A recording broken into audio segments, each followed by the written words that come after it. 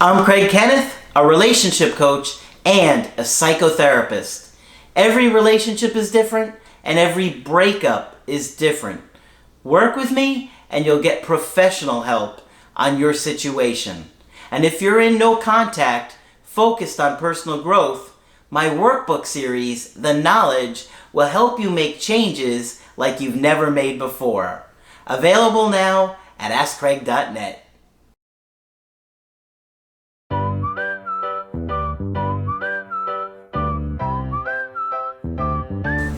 Hi there, I'm Coach Craig Kenneth. I'm Coach Margaret. And today we're going to be talking about understanding anxious attachment.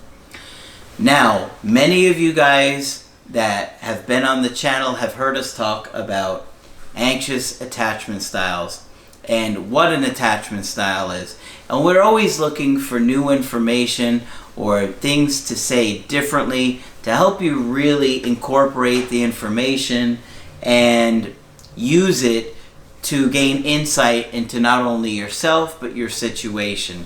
Because in order to have personal growth, a big component of that is insight and seeing things differently, or for the first time, or seeing something for the first time And saying, aha.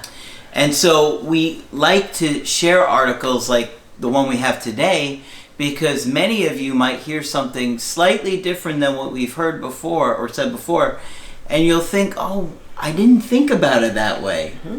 And Margaret's done some research, and she came across an article she really liked on insecure, anxious attachment style. And it's called Understanding Anxious Attachment Style. And who is the author? It is a woman named Joyce Catlett, M.A., and she is a disciple of Lisa Firestone. Now, we've talked about Lisa Firestone several times prior, and I'm going to talk about her again in a few minutes. She is the woman who talks at length about our inner critic. And our inner critic is that little voice that we have inside that remembers every negative thing every adult ever said to us when we were little. Mm-hmm. And we're still worrying about those negative things that the inner critic will tell us. Mm-hmm. Okay? Okay. All right. So what does she have to say? She says, much as you do, human beings are born with strong survival instincts. One of the strongest is based on an infant's inability to survive on its own and and the complete dependence on the adult. Infants can do pretty much nothing on their own, and they're totally dependent on the adult for nurturance and protection. For everything. For everything. Yeah. Babies have an innate drive to make sure that they get their basic needs met by a parent, caregiver, or other significant person in their life.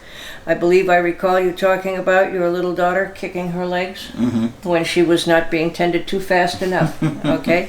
Babies have an instinct to make a lot of noise. And if you've got saber-toothed tigers roaring in the background, they have to be pretty loud. So they'll let you know. Different children develop different strategies for accomplishing this, depending on the emotional environment and the kind of care available to them. Attachment theory is the study of this primitive instinct, and researchers have organized the various strategies into 4 ongoing categories. The 4 styles of attachment, or the 3 styles, depending on how you look at it, that we talk about. Attachment researchers have identified attunement as being significant in the formation of an attachment. Absolutely. Now, attunement means, we hope if mom has a baby that she immediately feels tuned into that child. That's right. She can tell his moods and his changes and so forth. Mm-hmm. But it can happen that the attunement is off for hundreds of different reasons. Yeah. And then it becomes quite difficult for the baby. Yeah, absolutely. Right. You have to be, on the same wavelength, understanding, what the child, something's bothering, they're sleepy, they're tired, they don't feel well. You have to really connect with that. They don't have words to tell you. Yeah. I mean, sometimes we have to guess with grown-ups too, but they're not using their words. Mm-hmm. Okay? But we have that in our romantic relationships as well. Absolutely. Attunement means being in harmony, being aware and responsive to another. Emotional attunement involves being in harmony first with oneself, then with another, and finally with circumstances. Attunement and attachment are related in that an adult who is available attuned and responsive to a child's needs, beginning in infancy, establishes a secure attachment for that child. Mm-hmm. This attunement creates a strong foundation from which that child can explain the world. Mm-hmm.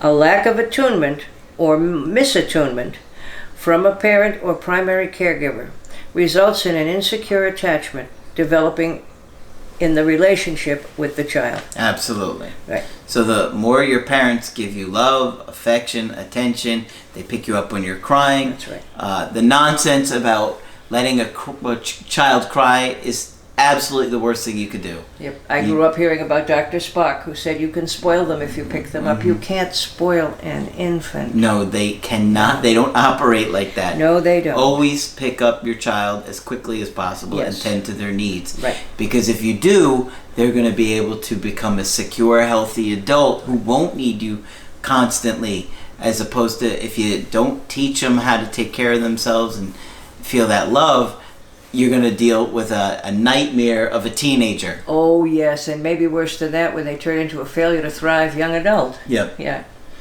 Okay. In another article, I discuss how an avoidant attachment pattern develops when parents are cold, emotionally unavailable, and distant, Yep. and children then try to shut down their awareness of their primary needs. This article will explain how an anxious attachment develops in childhood and goes on to affect individuals in their adult relationships. Sure. Many parents and or caregivers are inconsistently attuned to their children. Attachment research describes the behavior of these adults, noting how at times they are nurturing, attuned, and responsive effectively to their child's distress, while at other times they are intrusive, insensitive, or emotionally unavailable. When parents vacillate between these two very different responses, their children become confused and insecure, not knowing what kind of treatment to expect. The children often feel distrustful or suspicious of their parent, but they act clingy and desperate, okay? Because they learn quickly that clingy and desperate is going to get them a response. Yeah. They learn that the best way to get their needs met is to cling to their attachment figure. Now that means literally, you know, mom's knee, mom's ankle. Yep. These children have an anxious attachment with their unpredictable parent. Yep. Children with an anxious attachment pattern tend to cling to their attachment figures and often act desperate for their attention. Mary Ainsworth, who's the lady who worked with Dr. Bowlby, who assessed children's attachment patterns at 12 to 18 months, noted that when the children with anxious attachment were reunited with their mothers, they were confused, dazed, or agitated. They stared off into space, and they avoided direct eye contact with her. Yet these children usually clung to the mother. Yeah. They remained intensely focused on their mother, but did not seem to be satisfied or comforted. Now that was the anxious or the avoidant? Well, this is also anxious. I think it can be either, to tell you the truth. Okay. Maybe the insecure. Yeah, the insecure, right. Okay. The narrow focus and limited responses of these children prevented any further play or exploratory behavior. That's like the dog I had. I no longer have him. He's passed into the great beyond. But when I would come home from vacation, he would jump in my lap, not want to get out of my lap, but he wouldn't look at me. Okay? Where have you been? I know he was saying. All right? But he wanted the closeness, but he was still a little peeved and wanted me to know.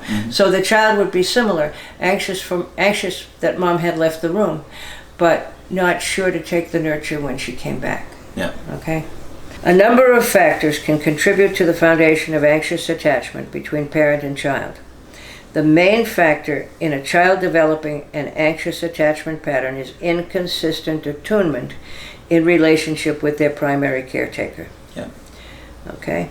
Studies have shown that the quality of the relationship between the parents also plays a central role in the transmission of specific attachment patterns from one generation to the next.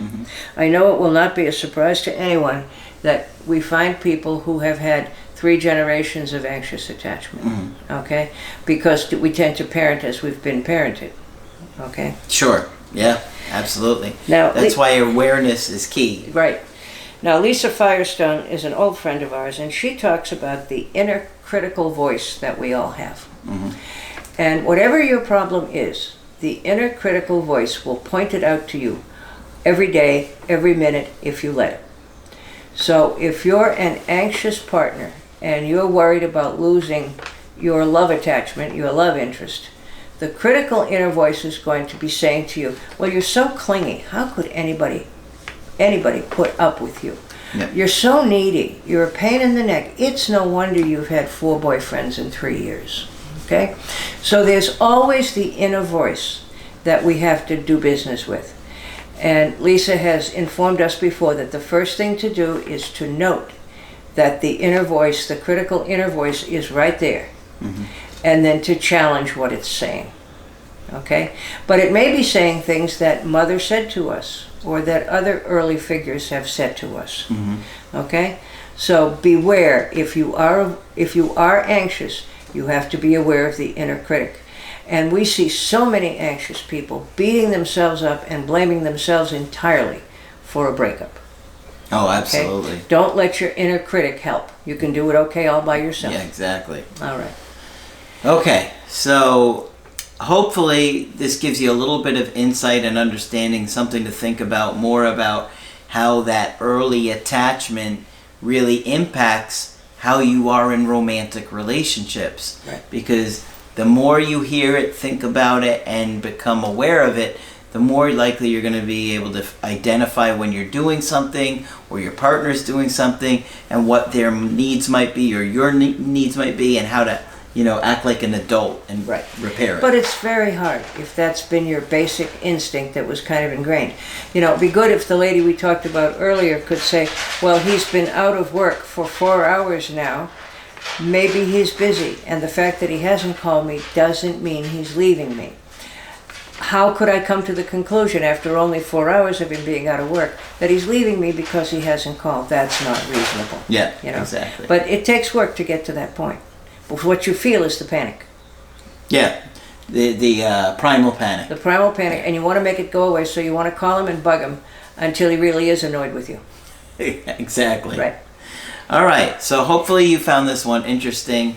Of course, when you want to get our help personally, just go to my website, askcraig.net. Sign up for the coaching option that works best for you. I do email coaching and I do Skypes. Margaret is available for Skype coaching. If you think I can be helpful, please sign up with me. Just click on Margaret on the top of the website to do that. We are podcasting now on Spotify and iTunes and more. If you want to search for me on there, you can take me on the go. But that's it for this video. I'm Coach Craig Kenneth. I'm Coach Margaret. And we will talk with you soon.